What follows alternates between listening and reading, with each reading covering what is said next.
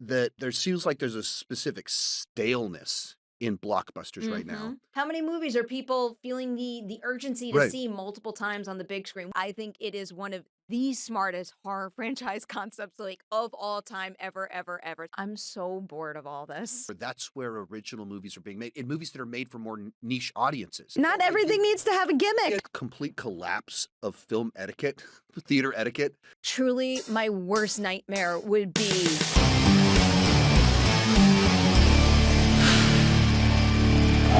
So we're finally sitting down to talk after several months of trying to make this happen. It's finally happening.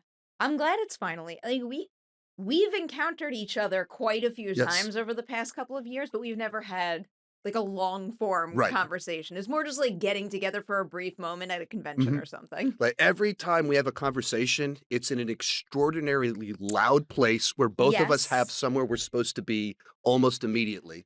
That sounds about right.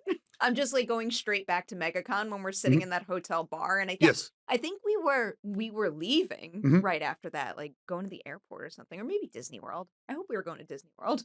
Yeah, it was like the one time we got to sit down and chat was just because MegaCon ended and it was Mhm. literally I was able to follow you back and finally sit down and just talk for a little bit without noise, without the crazy and Yes. everything like that.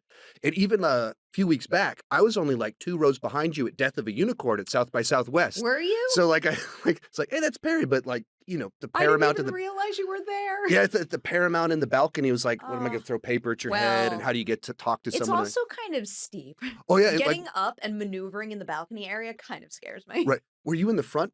And we were in that's like our spot. Mhm, Whenever we're in the Paramount, we sit in the front row of the mhm. balcony. So there's So like nothing in front of you. so those of you that are watching that don't know what this is, it's a 100-year-old theater that like Houdini did shows at. Mhm. And so it has this balcony, and so you feel like you're transporting to the past. Yeah. And so when you're in that front row, yeah, it's It's nice. it's cool, but also It's like I'm scared of edges too. So even just walking up there, I'm like, it is a good spot for like comfortable movie Mhm. viewing during a festival where everything about that space is like a little wild and chaotic. So Yeah. I kind of like that it puts me in a bubble a little.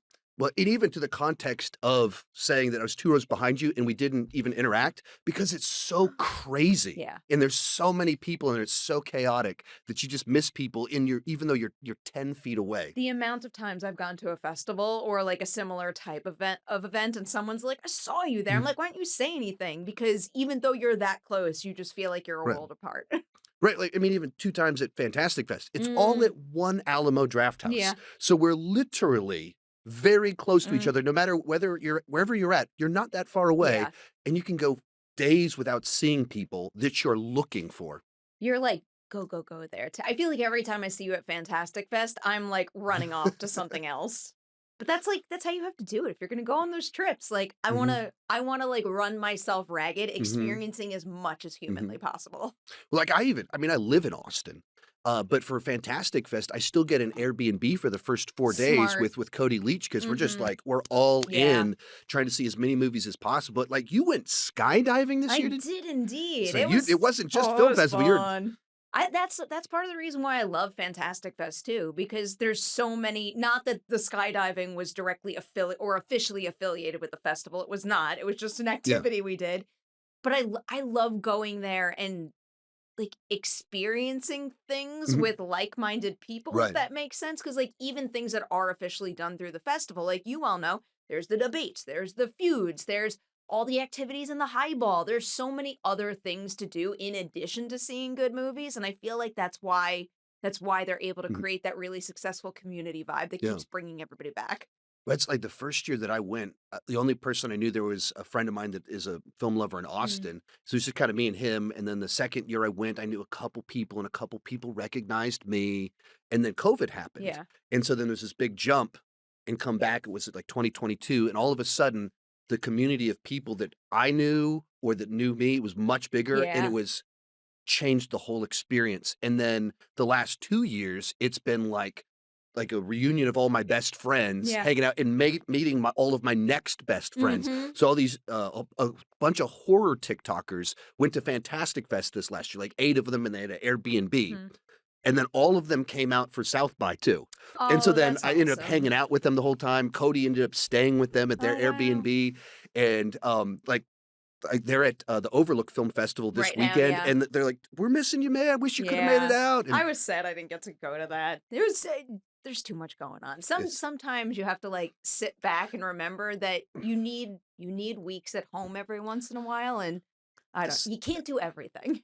that was my big takeaway after last year. Yeah. Where it's tough because I looked at last year and I went, every single month this year had something that Mhm. would be the coolest thing I did in the entire year. 5 years ago, if I said, this is what my life looks like, I would like crazy. I did all this stuff. But when you have that many awesome Mhm. experiences in a row, you don't have time to process them. Yeah. And you're That's also so true. constantly either recovering from a trip, planning your next trip, and I went, okay, man, that was so cool. Hmm. I don't regret any of it. I don't think I can do that 2 years in a row. I don't blame you. I'm like a very go, go, go Mhm, type, but I also do need to remind mhm. myself every once in a while, like, if you don't get to go to a festival or do an interview or whatever it may be, take a breath. Yeah, Don't worry. It feels like you have nothing right now, but before you know it, there will be other things to fill that gap and it will right. be fine. But I like to, It's so and I love when you Overlook. when you love what you do, and, Mm, um, in particular with what we do, when you start to have success, doors just keep yeah. opening, and sometimes you don't know which one's gonna be how awesome it is. This one I talked about with Skywalker Ranch Hmm. and, when I went to Skywatcher and ILM, I almost turned it down, and, like, it was almost would have been the stupidest decision of my life where, I read the email and was like, "I don't know," and then the publicist reached out to a friend of mine to, like, Hmm. talk to me directly, like, "Is he crazy? Like, what's going on here?" But I almost didn't go because there's just so many things, and you Yeah. you can't say yes to all there's only one of you. I want to say yes to everything. Yeah. I feel so lucky to have all of these Right, opportunities, and I genuinely want to make the most of every single right. one. So I have a very difficult time to saying no to things because I want to do it. I want to go, I want to cover, I want to boost up whatever that thing is as best Mhm. I can. I just feel so lucky every single day, every Right. single thing I get to do. That my car ride over here today, that's what I was talking about with my Lyft driver, is like, yeah, I mean, I get to talk about movies for a Mm, living. This is quite literally was my hobby. I just started it because it was yeah. fun, and now I get to do this for a living. Isn't it wild when it goes from hobby to like real work? Yeah, Or like, you know what I mean by right. work. Like it's something that like is your actual Mhm. job, your actual profession. Yeah, it's strange, and then likewise, there's all these things that, I'm out here for a press junket, talking to someone that's making movies that, like, I want to talk to them just because 'cause I'm curious, Hmm. and it's literally my job. Yeah. It's like, how is that my job? It's the best feeling in the Yeah. world. It's the perfect transition into kinda like, let's loop back to you, Okay. specifically your Good boy. journey. Where does your journey of loving movies start? My journey with loving movies Yes. started thanks to my parents because they took us to see movies regularly. I was allowed to watch literally anything I wanted as a kid. I know that it's not the best thing for some kids. I think I turned out semi fine, but I was just always watching movies or Mhm, TV with them. And we were definitely a family where like it felt like a family event. It was mhm. a very special thing to get to do together. And then Was when there a first I first specific movie you remember seeing in the theater? oh my god, so many. Many I mean, we'll get to this, and you probably know the answer. My favorite movie of all time is Jurassic Mhm, Park. I vividly remember, like, when I saw that movie, where we were, the family that came with us. I also have very vivid memories of seeing Billy Madison on the big screen and Batman mhm, Returns. Those are the ones that are, mhm. like, ingrained in my brain the most. Mainly Batman '89 is one of mine. Ooh. I wasn't old enough to see that one in the theater. That was definitely a hard no at Mhm, that age, but even seeing Batman Returns like I was very, very young. I was mhm. definitely too young to be in the theater, but that's like one of the first points where I remember loving genre so much. It was so seared in my brain, particularly the moment when Danny DeVito eats the fish. Yeah. Something about that just, like, chilled me to my bones in the best possible way, Mhm. where it was almost like a game to, like, be scared and awake at night and thinking about it. I don't know. I loved them. I got very obsessed with that movie Yeah. very fast. We had all the collector's cups from McDonald's and all Yeah. the we had all the stuff. Mhm. I had I had too much stuff. I had every single original Jurassic Park toy, and now the Mhm. coolest thing in the world is I have, a niece and nephews, and now they play with Yeah. my old Jurassic Park, Mhm. like the OG Yeah. ones. Now there's some good toys nowadays, but, like, nothing's like the original ones, and I love seeing them play with those. Yeah, my mom kept all of my toys growing up, and so then the kids' room at her house is just all my old Mm. toys, and so then, I was probably a little bit too old to have the Jurassic Park toys, but all the stuff right before that, I had the Batman toys, Chuck Norris Ooh, action figures because he had an animated show in the '80s, okay. lots of Ninja Turtles, all that fun Yeah, stuff. I had a lot of Ninja Turtles. Watched a lot of, Walker, Texas Ranger Yes. growing up too. Yeah. I just remember that being a Saturday night Yeah. thing, but I loved it, and I Mhm. would just watch and watch and watch everything I could, Mhm. and then when I got older, I, like, basically grew up and realized, like, especially in undergrad, you could just go to the movies by yourself. You Mhm. don't have to wait for people to see what you wanna see. You Yeah. can just go and see it yourself, and I would see a lot of movies alone, and I would get further obsessed. And that's when I started reading all the, at the time, they were, like, movie fan blogs, Mhm. like, when, Collider first started and Cinema Blend and all those sites, and then I started to get really obsessed with the idea of writing about and talking about films, and then I had dreams of, like, being a news anchor, Mhm. and I very quickly realized that there was no other news I wanted to cover than entertainment news, specifically focused on the making of TV and film. Mhm. One thing that, my family is super into that I'm not is, like, pop culture, like, gossip type stuff, Yeah. like, Us Weekly magazine Yeah. type, like, I don't have the brain for that. All I wanna do is talk about the making of the Yeah. movies and shows I love. Yeah, sometimes people ask me, "What do you think of this celebrity gossip?" I'm like, "I've heard of it, but I don't have an opinion on someone's personal life. Like, Yeah. I don't know them." One of my one of my most frequent, like, slip-ups in interviews is that I don't know anything about who is dating who. I just don't know, and there's Yeah. been situations where, like, couples made a movie together, and I'm like, "So, how'd you meet? Like, when did you realize you'd be a good Whoops. filmmaking team?" And they're like, "Oh, we're married." Like, "My bad." Whoops. I don't care about any of that stuff. No, Yeah. I'm happy for them, but you know what I mean. Right, That's not like what I'm researching. right, like, it's your personal life, and, like, in my mind, some of it is as simple as, like, reading a Wikipedia bio or an Mhm. article. That's not knowing someone, so I'm not gonna have an opinion on all this stuff. I don't want people to have those opinions on me based off of Mhm. a paragraph of information. Yeah. So I'm just not interested in who's dating who and with people I don't know. You just don't particularly care about that Yeah. stuff. I do love me a good Wikipedia page though. Yes. I do a lot more research whenever I prepare for an interview, but a Wikipedia page, especially if it is only if it is accurate, is Yeah. the greatest way to just like get a bird's eye view before you start to dig Mhm. into like the nitty-gritty and figure out what angles you're going to Yeah. pursue. I love it. Yeah. So you like for me, I'm just the hobbyist that obsessed totally unofficially. You actually go to film I school, did. actually produce a film. So you have credentials. If you want to Huh. unpack some of that a little A bit. little bit. Yeah. I mean, I do have some credentials. I feel like I should own that and Yeah. be proud of it. But like in a space where there's so many people that legitimately they're just charismatic or they're just provocative. Yeah, They're not even knowledgeable. They don't really, they're just provocative and it's a space that rewards that. it Like is. you like when you've actually been trained in movies and made a movie, Mhm. your opinion has a lot more weight than I guess so. some of us Yeah. others. And I like and can see that. I do my part to like read as much as I can and be as knowledgeable as I can, but I think it really does mean something in a space where, credentials aren't something that people pay attention to anymore in this Yeah. space as much for the sometimes average viewers. I needed credentials to, find my footing and Yeah. and feel like my voice had value. I feel like I always try to like push back against suggesting anybody else get those types of Mhm. credentials, and oftentimes I'm reminding myself that as a journalist, I have different priorities than other people Yeah. working in our space. Like one thing that I think about all the time is that when I do a junket, like a little part of me would die inside if I had to ask someone, "So tell me about your character." Like I'm only capable of asking questions that I don't know the answer to and I want to know the answer Right. to. there are other people who work for other types of outlets because Collider has a lot of cinephiles reading and watching.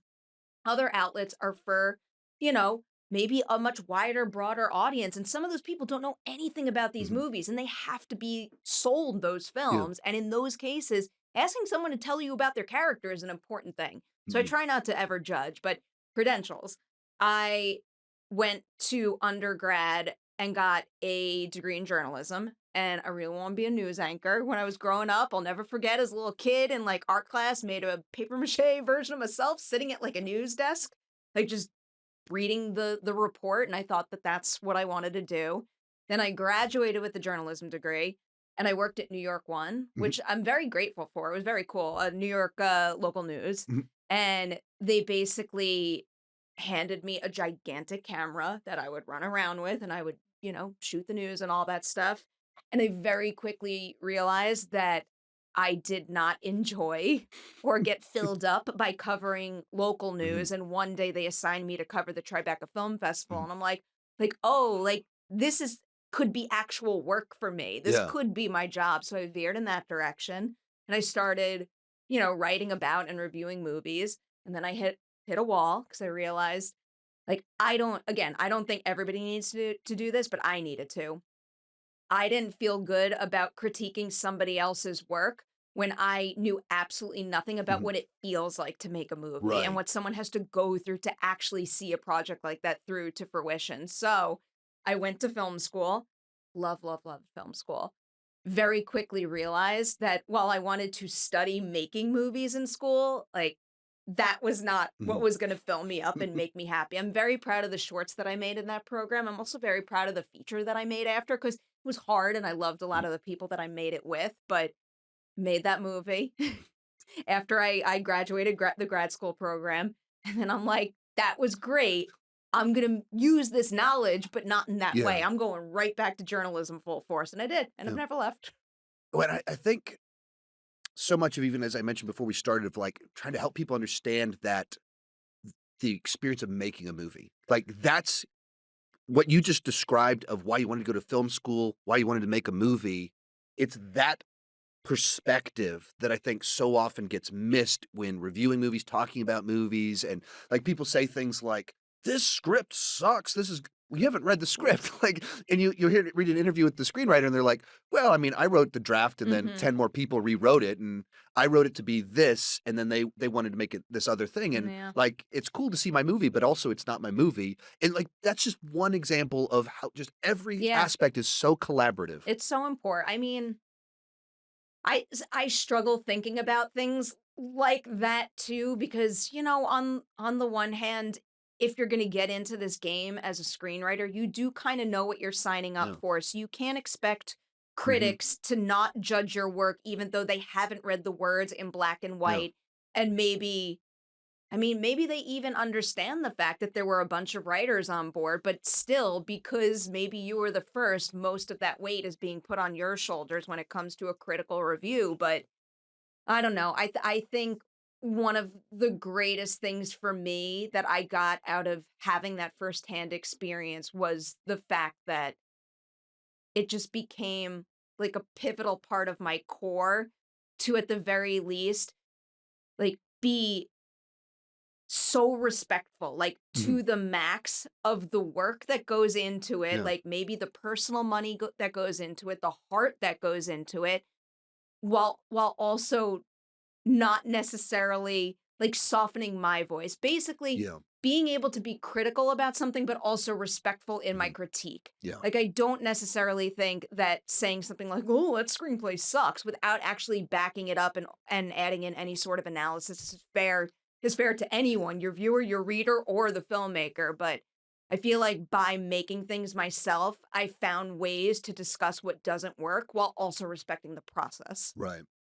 And I in the especially in the YouTube space and the TikTok and Twitter, that just anger can fuel so much that the dunk takes, roasting it, Mm. and you have people that like, "Oh, this movie's just lazy." Like, well, there's literally thousands of I people that sh dedicated years of I their life, struggle with that word. Whew. and like, this is so they throw it out there so flippantly when it's like you have no idea what they you don't know what any person on that movie did. All you know is you don't like the outcome. Mhm. And there's 1,000 reasons that could have happened besides lazy, Yeah. which in and of itself is a lazy critique. That is a thing. I always hesitate to use the word lazy. Like, unless maybe I know something, but Yeah. even then, I can't really think of a good example of that. I don't know. I just like like the other thing that I think about quite often is nobody goes into making a movie like with the intentions of making anything but a A great great movie. movie. But sometimes, like, even a great idea, a great team, and great intentions don't produce a great movie because there's so many pieces to the Mhm, puzzle, and in order for, like, the completed vision to be that great, all those pieces have to come together so seamlessly, mhm, and, like, even the tiniest hiccup can throw something, like, out of whack and then, you know, wind up mhm, with negative reviews, but I don't know, just I feel like respecting the intention mhm. is of the utmost importance, at least to me. Yeah, just even a basic understanding that there's a difference between a movie that costs $10 million and a movie that costs $200 million, and the way that even like the anger that I'll have, like if you spend $250 million on something very mediocre, I feel much more comfortable being critical towards Yeah. that because that turns into just big corporation type things versus these are people that maybe mortgaged their house or like to make this Mhm. movie. And my attitude towards that, you're something you actually were passionate about on a very personal level with personal stakes, and just factoring all those different things in, like, well, this movie has bad CGI. What it cost $10 million. There's one Yeah. CGI show. What did you expect? I get mad. Get mad when I see, $300 million plus movies that are, subpar in certain respects. I find that very frustrating. And like people know, I love Marvel, I love Star Wars, I love Yeah. DC, I love these massive franchises. I mean, one of my favorite movies of all time is Jurassic Park. That's my one of my favorite franchises of all time. That is a big budget Mhm. production. Yeah, I am also a the very biggest director on the planet, John, and adapting a hit book, like, it's yeah. it's as big as it gets, I- but also I've also just become maybe a little obsessed with the idea that maybe some of those franchises and those big expenses aren't paying off the way we need to. And Mhm, mhm, I do think that maybe some of the bigger studios could benefit from rather than, dishing out, $200 million plus to make another movie in a series or to work with, that kind of IP, like go to some of these festivals. Like mhm. at South by, I saw one of the best multiverse movies I've ever seen, and it was made entirely independently. And I do believe that if a studio snatched it up and, backed it properly and got people to see it, like that Mhm. that's where you start to build something new and something very special. But, we're just like continuing franchises on and on and on and on. And, certain ones I think are more missed than hit at this point. And it's a situation where you train audiences to only look for the next sequel. And it's frustrating even, like, for me when I'm, like, my most anticipated list of the year, and it's either franchises or brand directors because they don't know how to they're not greenlighting as many high profile bigger things, or you Mhm. just don't know about Well, them. that's the There's all thing. these different things that make it tough to, like, find the smaller things. Yeah. I'll never judge someone with a most anticipated list that is filled with like IP, famous names and faces and all that because like It's what you know. all of my favorite movies at the end of the year that are from like first time feature filmmakers or made on a shoestring budget. Those are things that like you have to Yeah, discover at film yeah. festivals. Well, that's where, like, every time I see the lineup for Fantastic Fest, South by Southwest, there's a few things that I know what it is, Mhm. and then every year, my favorite movie is something I had no idea what it Yeah. was.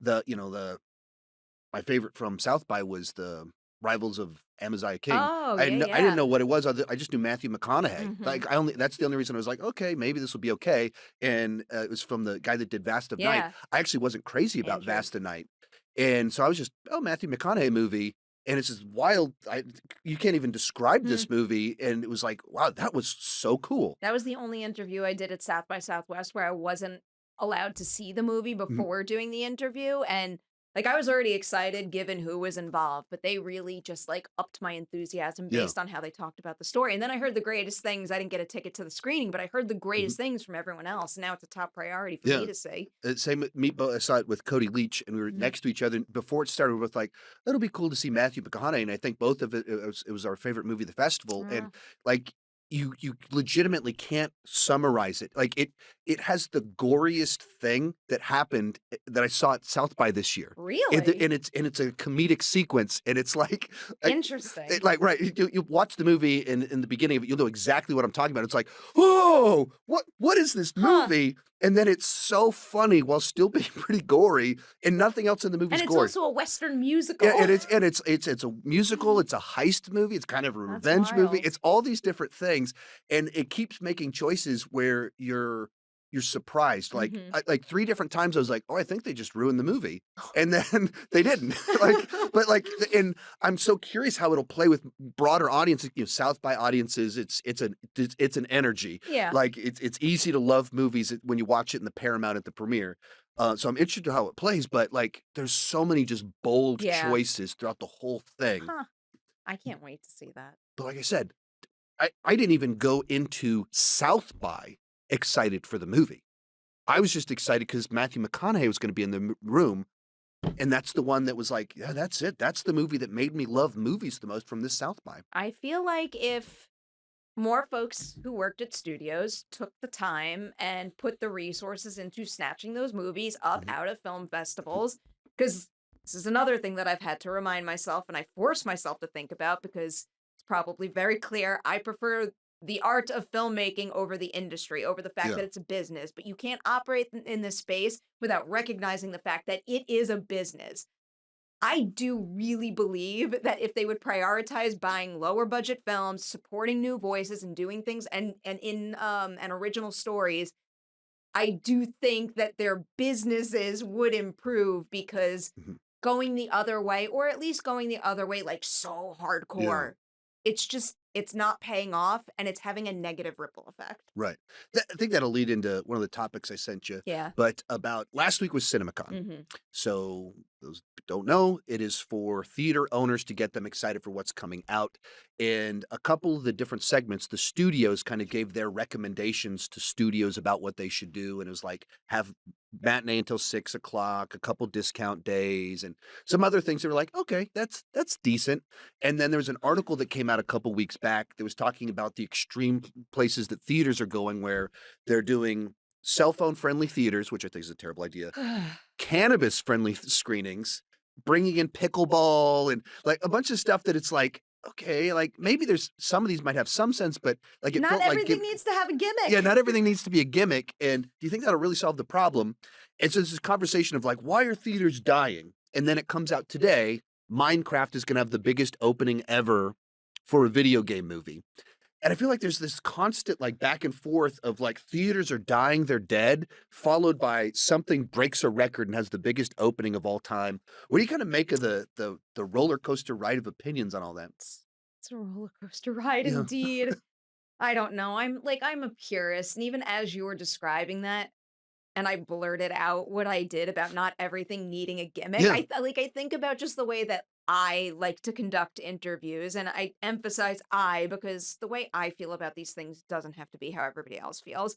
But when it comes to doing interviews in this space, I feel like you often hear like find the next hot ones. And I Yeah. love hot ones. I think it's a great concept and they do a great job with that show. I've watched a lot of Yeah. episodes, but I'm a big believer that not everything needs a gimmick. What fills me up and what I hope fills the folks who watch things like Ladies Night up is the fact that like I just want to have a conversation about the movie or show that they made. I am just a purist in that respect.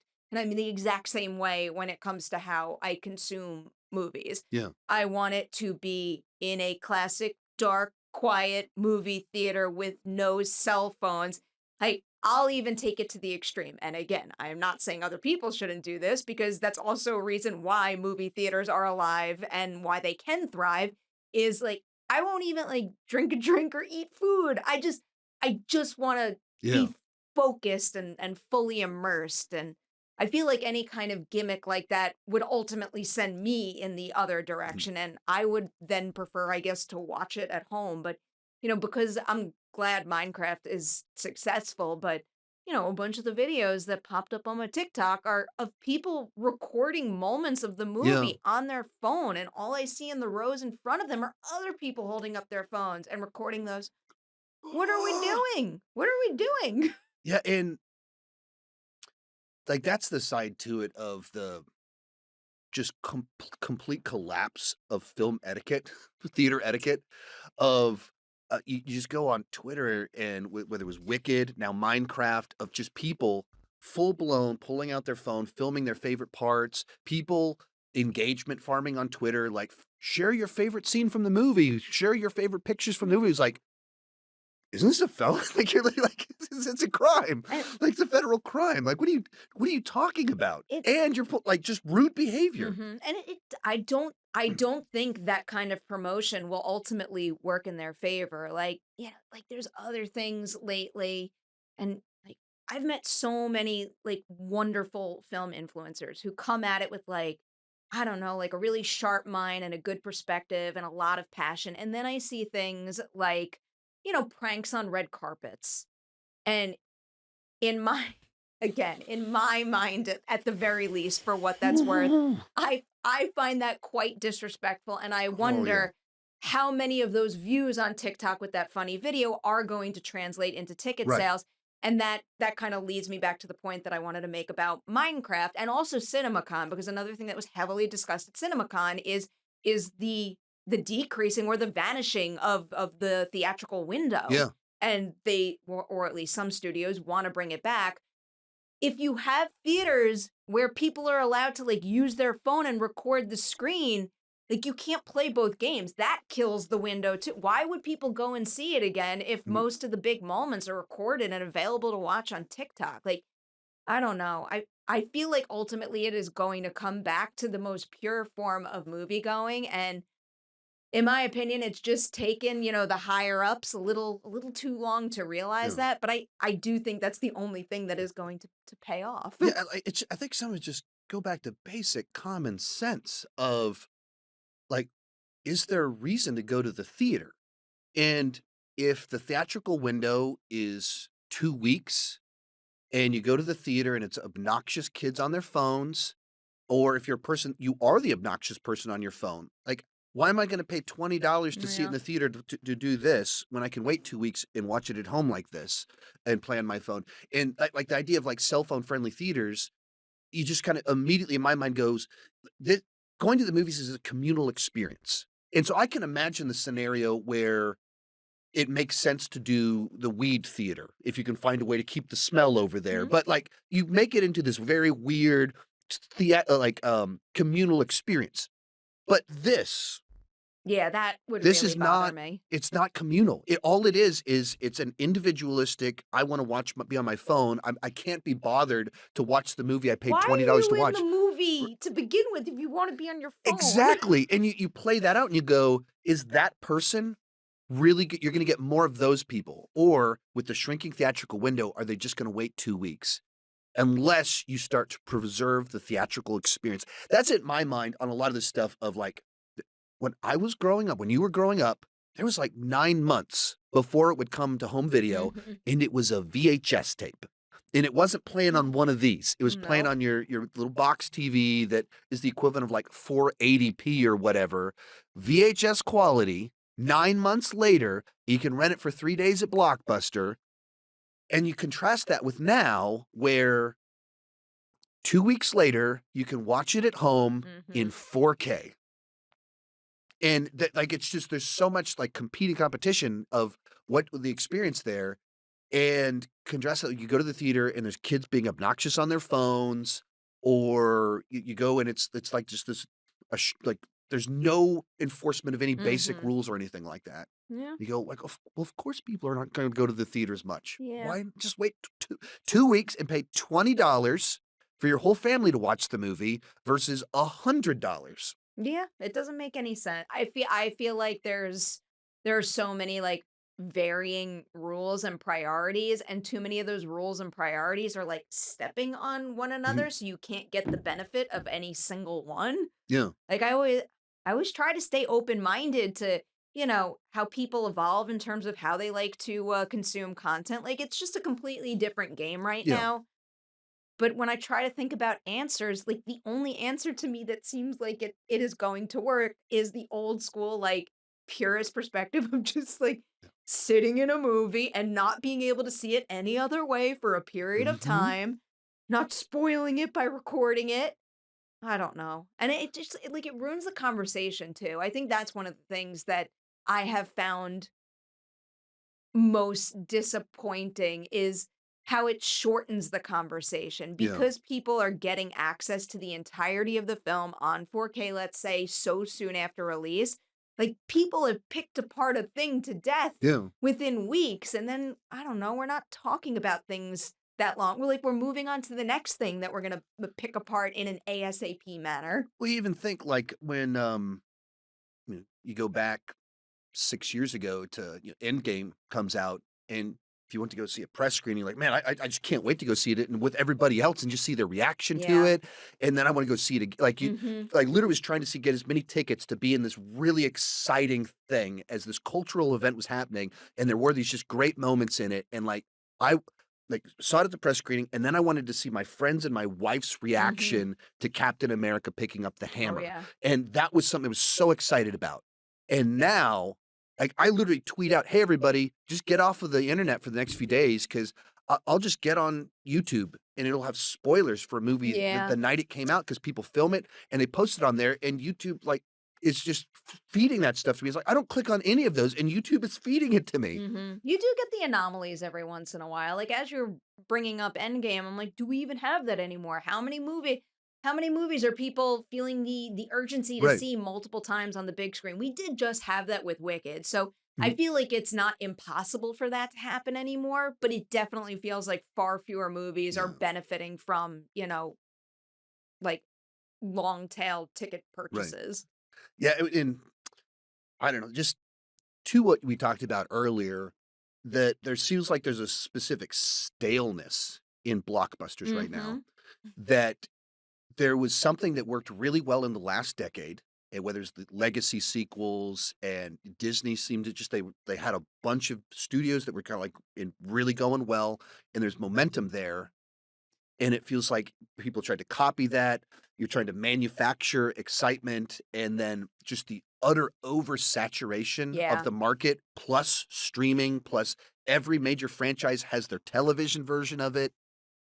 And it just feels like all the excitement's there, and they're just not exciting anymore. "Oh, Mhm. $250 million comic book movie? Oh, $250 million Vin Diesel car movie?" Like, the novelty of that is just so gone, Yeah.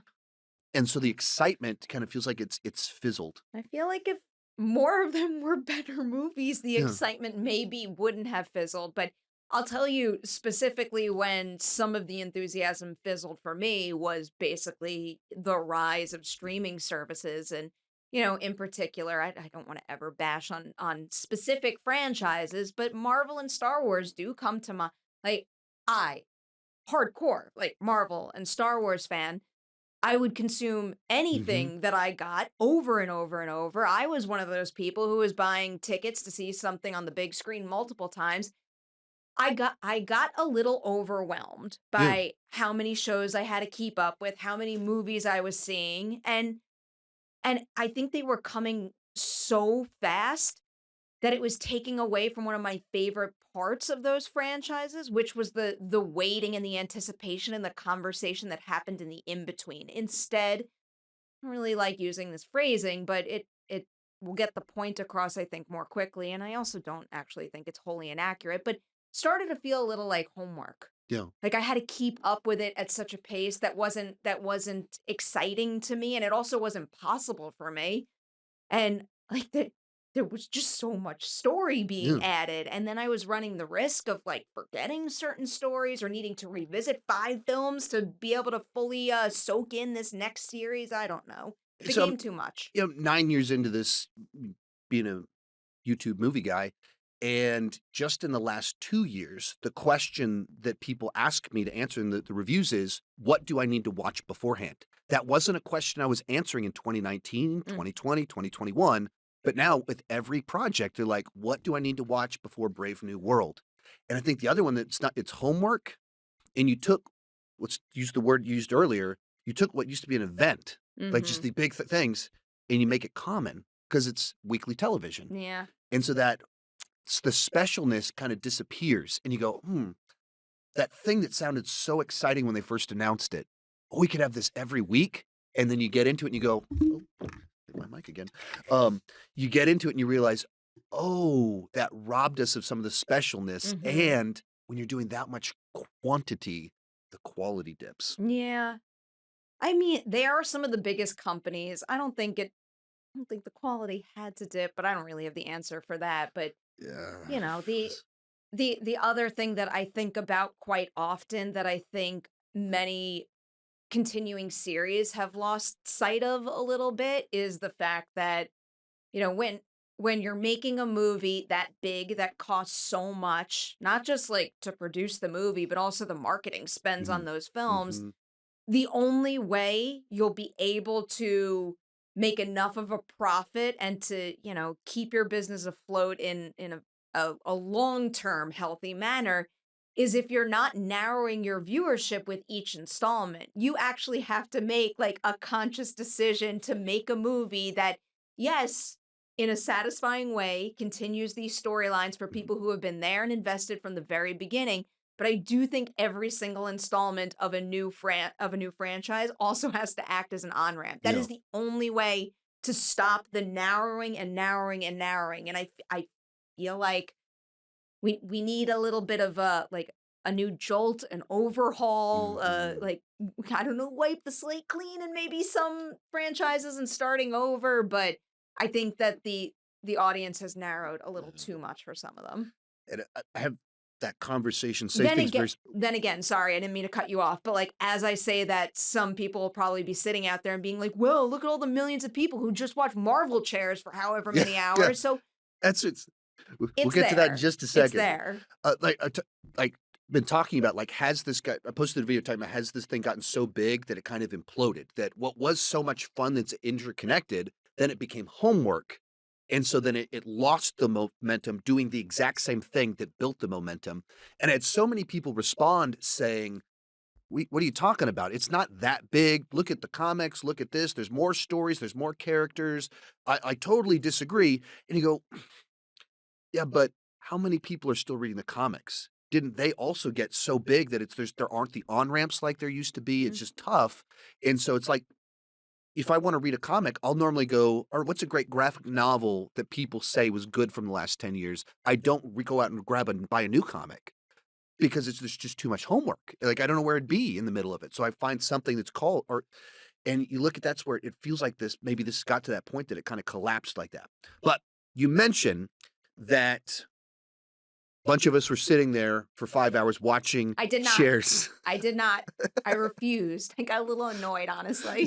I had a whole series of texts with some of my friends like, "Are you freaking kidding me, Is shares?" it fair for me to be so critical of it when clearly it worked? But It's personally, I found that to be a very manipulative mhm. way to reveal that information. But so we've got Robert Downey Jr. coming back as Doctor Doom, X-Men coming back, massive cast.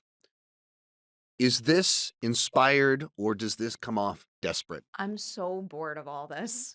I have to be I can't. I'll never lie about my opinion about Mhm, something like this. Am I excited for Thunderbolts? Yes, I love Jake Schreier as a director. I think he has a lot of potential there. I am excited for Fantastic Four. I want to see mhm. those characters back on the big screen. So I do have enthusiasm there, but it's not the same. Right. It's not the same. Like my first Comic-Cons when Marvel would hit that stage, it was an event. It was a big deal, and I think more importantly, they were promises that paid off. Right. There was just such a long period of time where they would announce all these things, you'd be excited about them for however many months, if not years, and then you would get maybe not like the greatest movie ever in all cases, but you would get a solid movie and you would get what they promised. Right. I think as of late, and again, I don't mean to keep singling out Marvel. I think it's happened in other cases, but we get these announcements and then like nothing really happens, or they do happen and they're not as good as you'd hoped. And I don't know, you've just spent so long waiting and wanting this thing. And I think in particular, just because, you brought up Robert Downey Jr. I love Robert Downey Jr. He's a great Yeah. actor. I think his version of Iron Man is easily one of the most iconic cinematic characters we've ever Mhm. had in the history of film. Bring in some new Yeah. voices or something to get me hyped. Like I'm S just not feeling the level of hype that I would have expected to from this announcement. Well, the reality, you go back, what, 8 years or whatever, how many people had actually read the Infinity Gauntlet graphic novels and everything like that, but everyone was excited for it because the story we were invested in, Mhm. and we had all the current characters we were invested in their arcs. And so you're like, "Okay, well, should I go buy the comic?" And contrast that with this, I don't even know who the Avengers are. They've announced the cast, I don't know who the Avengers are. There's so many in there. There's so many characters, but the team hasn't come together. I don't know what the plot is. I don't know what the main plot lines are. We haven't seen Shang-Chi in 4 years, and, like, where did the Eternals go? And, like, there's, like, it doesn't feel like it's been they didn't build out the plot lines and develop the plot lines and Mhm. characters the way they did in phases 1, 2, and 3 that led to these gigantic crescendos. So what do they have left? Let's get the guy that we did that with Yeah. last decade. Oh, remember when you were growing up and you watched the X-Men movies? They're gonna be there too. And you like back to a thing you said earlier, not everything needs to be a gimmick. And I think one of the most heartbreaking things right now is it feels like the only thing that Marvel has that really works is when they do gimmick movies. No Way Home, Deadpool and Wolverine, billion-dollar films, but there's a gimmick. Great theatrical experiences. Mhm. I don't mean to diminish them in the regards to, like, all the feels everybody else had. I did too, but inherently there's a gimmick to those movies, and Mhm. we went for the gimmick. And I used to go for the story and the characters. Ugh. The gimmick also makes it more likely that it's gonna be a one viewing Right, experience in the theater. right. Like, I like Deadpool and Wolverine. I had a lot of fun. Yeah, I didn't have enough fun to go buy another ticket. right. Feels like a lot of franchises are doing that. As you're explaining that, I'm like, well, look at what Scream's doing next. And Mhm. that's disappointing for Oh, yeah. Oh, for a multitude of reasons. And my big hot take on that is I don't think any of those characters are coming back from the dead, especially not Stu. I think they're doing New Nightmare, which is an idea I would have been really excited about had they not pulled the rug out from under 5 and 6 after they established a really exciting mhm. path forward for that franchise and then kind of just ruined it. But Oh. Well, I think that's, like, with so much of it, like, people keep asking me, like, "Are you excited that this person's coming back? Are you excited for this person's coming back?" It's like, um, I I don't want to be cynical, but everything they've announced feels like, "You don't trust us. You have borrowed trust in Kevin Williamson's coming back. Remember when he invented this thing? That's borrowed trust. Sydney's coming back. Borrowed trust. Look at all these characters. It's all pulling from the back because nobody trusts the story. Thus, everything you're doing feels like a gimmick. It doesn't feel like this was inspired by, this was the idea you're most excited about. It feels like it's inspired by, your audience is frustrated, confused, and a lot of toes were stepped on. So what can you do to win them back? there was a really easy way to fix that. There was a really easy way to fix that, and they just didn't do it.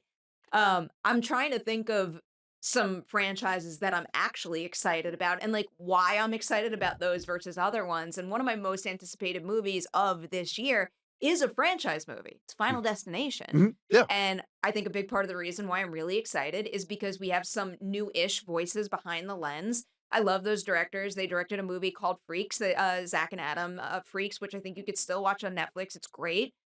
And I think that that particular concept I think that the Final Destination concept doesn't get the credit it deserves. Right. Clearly, it's a very successful And franchise. there's 2 great concepts in there too. People love it. It's definitely gotten a lot of praise. I will go as far to say that I think it is one of the smartest horror franchise concepts like of all time ever, ever, ever. It's also one of my favorite, not just horror themes, but movie themes Mhm. as well. But that one, it's been, what is it? 15 years or Yeah, something like that? Or 2011 is when 5 came Mhm. out. And I think they're doing the right thing. It's not packed to the brim with like Yeah. famous faces. It doesn't feel like they're, or at least thus far, I clearly have not seen the movie. For all I know, it could be exactly what I'm describing right now. But it doesn't feel like they're using the concept, you know what I mean? Right. It feels like, from an outsider's perspective at least, like they just want to bring that franchise back and they want to honor the concept. Well, you watch the first minute of it and you immediately go, "Oh, right, this is so fun." Of just see a series of small little things Yeah. that are mildly dangerous, but you know when you put them all together in this franchise, something bad's gonna happen. Mhm. And that's so unique in the space. There's so many where people are stabbed or axed or whatever, tortured to death. And then this very distinct combination of deaths chasing you plus the Rube Goldberg cause and effect deaths.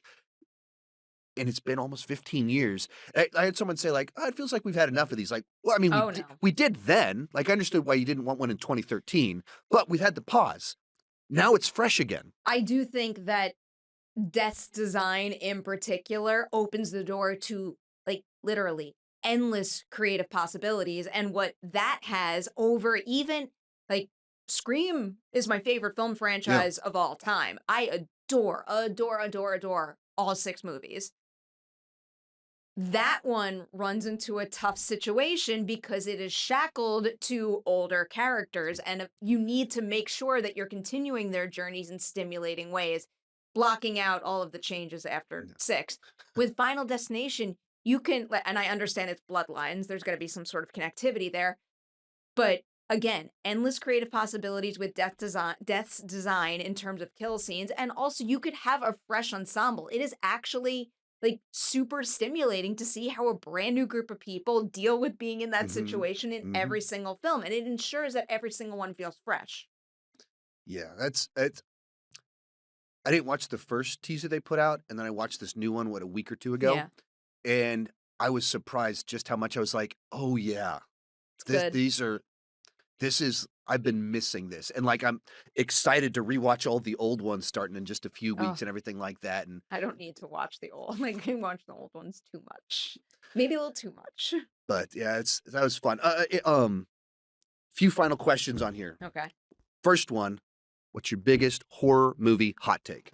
my biggest horror movie hot take. Hmm.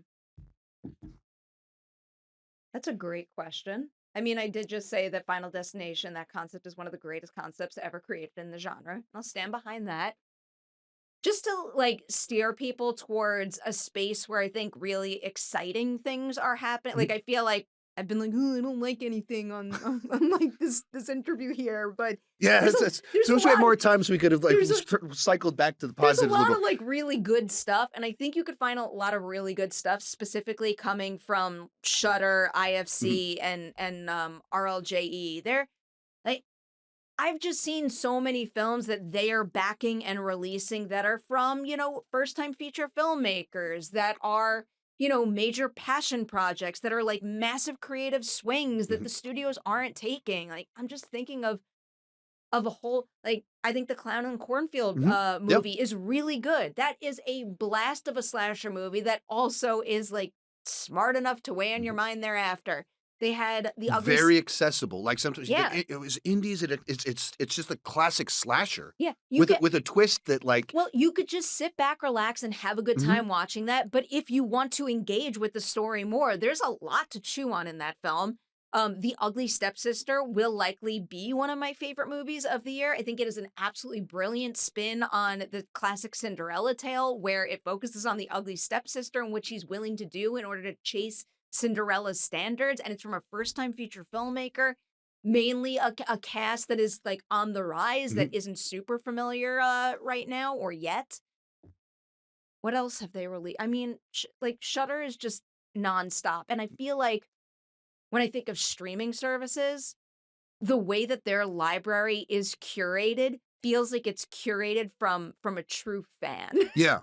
Like, again, I know everything in this industry is a business, but I feel like I could see, like, the businessy writing on the wall other places, Right. whereas with Shudder, everything seems to be chosen with a purpose that connects to why I love Yeah. film.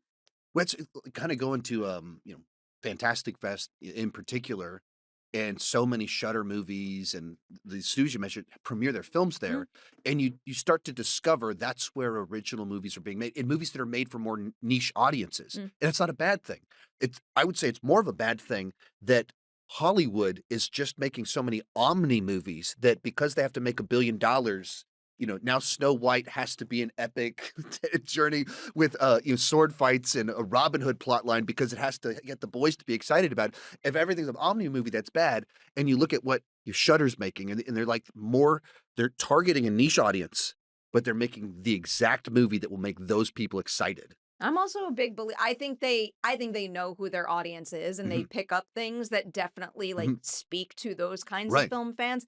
I'm also a very big believer that if folks who maybe don't think they would like Shudder content would give certain movies a try, hey, it makes me think of because I just brought up The Ugly Stepsister, of The Substance. Mhm. Like The Substance, I think brought a whole lot of people to genre, and it's extreme at the end. Right. A whole lot of people to genre who maybe wouldn't prioritize genre to begin with. I feel like The Ugly Stepsister has substance vibes and can do things like that. But they're also really good at finding films that are wild horror high concepts that are really fun to like see executed on the big screen, but also have really human layers to it too. And I don't know. I think that that will hit home with even more people than the people who specifically seek out horror content, Yeah. Shutter content. Do we have time for one more Yeah, question I let's ask you? do it. All right, so I know, and because I always love to ask this specific question because my journey is, I feel like the luckiest guy on the planet that was the fan, Hmm. even back 10 years ago, watching Movie Talk, and I went, I wonder if I can do that, and I've been lucky Yes, enough you to actually can. be able to do this, which, for that reason, try to help people as much as possible. So, if you were to start over today Oh, and you were to get into the movie journalism, movie review space, what would you do? What's your recommendation to help someone oh do what my. you do? That's a big question. Hmm. I'm trying to think of actual useful advice.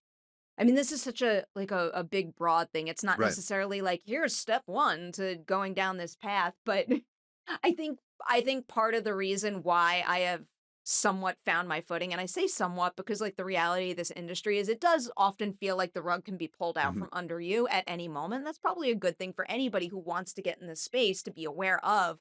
But I feel like whenever I have, I don't know, days of uncertainty or sky high nerves, what I always come back to is like making sure that I'm doing this work in a way that feels true to me.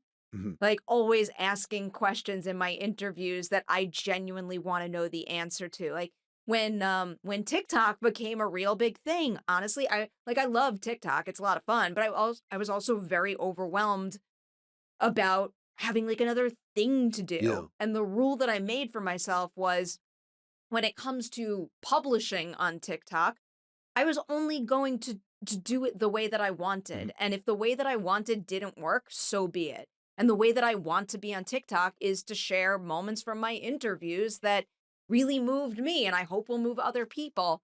And it's worked to a degree. I have a lot of people there who seem to really enjoy that stuff, but if nobody watched that, like, so be it. I Mhm. was not going to be happy in my day to day posting on a platform in a way that felt like I was forcing myself to Yeah. do something.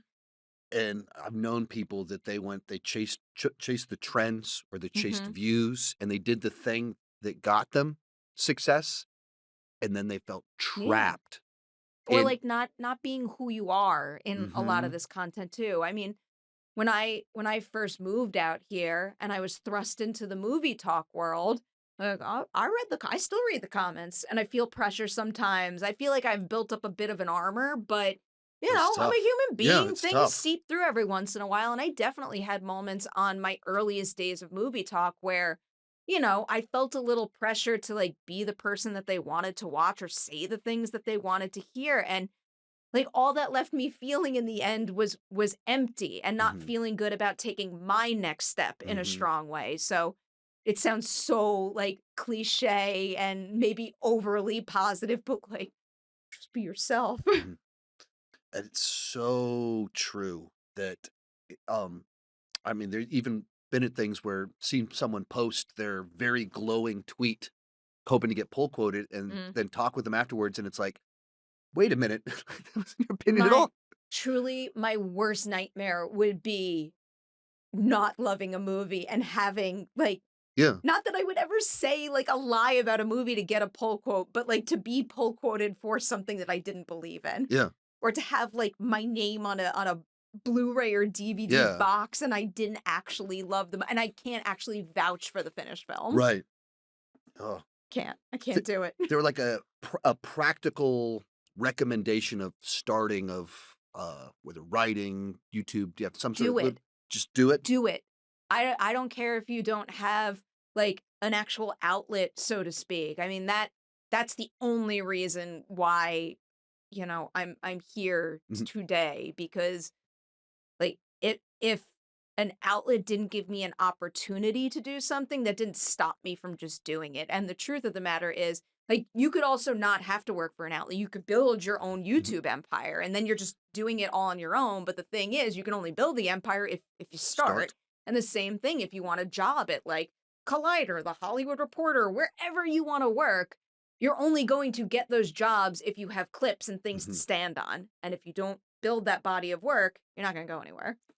Yeah, I put up my first movie webpage in 1998, and I did not have success in any sense until November 2017 Mm. was the first time that something was like, "Oh, oh, wow." Mhm. And there's 2 ways to interpret that.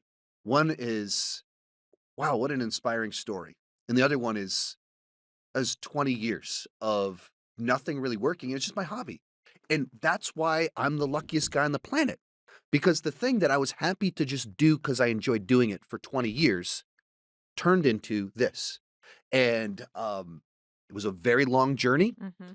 and legitimately was watching Movie Talk 10 years ago being like, "It'd be fun to talk movies with some of those people," and now we're talking right Hey. now. I've been in John Campia's garage and been on his show. I've been in Christian Harloff's shed and, talked with him, and it was a long journey that took a lot of work to try and get better at it, but I started, and I kept at it Mhm. because I just loved talking about movies. Yeah. I'm just like a big believer that like if you keep doing things and you keep doing it with like passion and kindness towards the people you encounter, like it'll pay off. It has to pay Mhm. off. I feel like that's the only way I can forge forward in this business and in this world Yeah, is to believe that that's true. And I do. I really do to my core. yeah, and I as I said, before, you just getting to talk with you, it's been a pleasure. Finally being able to space that's quiet and we can hear each other.